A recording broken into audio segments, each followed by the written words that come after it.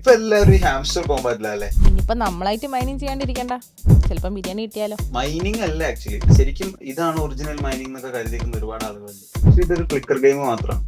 എടാ അതറിയാം, പക്ഷെ ഈ കണ്ട ആളുകളൊക്കെ വെറുതെ ഇങ്ങനെ ടാപ്പ് ചെയ്യില്ലല്ലോ. പണ്ട് നോട്ട് കോയിൻ എന്ന് പറഞ്ഞിട്ടുള്ള ഒരു ക്രിപ്റ്റോ ടോക്കൺ ഇതുപോലെ ഗെയിമിഫൈ ടാപ്പ് ചെയ്ത് ഉണ്ടാക്കായിരുന്നു.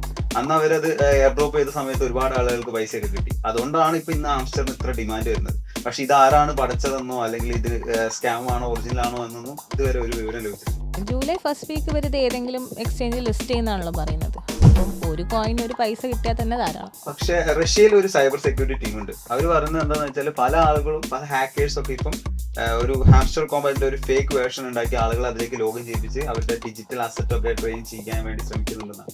അതുകൊണ്ട് വളരെ സൂക്ഷിച്ച് കളിച്ചു. പിന്നെ വേറൊരു കാര്യം കൂടി ഉണ്ട്, ടെലിഗ്രാം ആപ്പിൽ ശരിക്കും ഒരു ഡീസെൻട്രലൈസ്ഡ് ആപ്പായിട്ട് മാത്രമല്ലേ ഓപ്പൺ ചെയ്യാൻ പറ്റുള്ളൂ. സോ അവർക്ക് കൂടുതൽ ട്രാഫിക് കിട്ടാൻ വേണ്ടി യൂസ് ചെയ്യുന്നതാണോ എന്ന് ഡൗട്ട് ഉണ്ട്.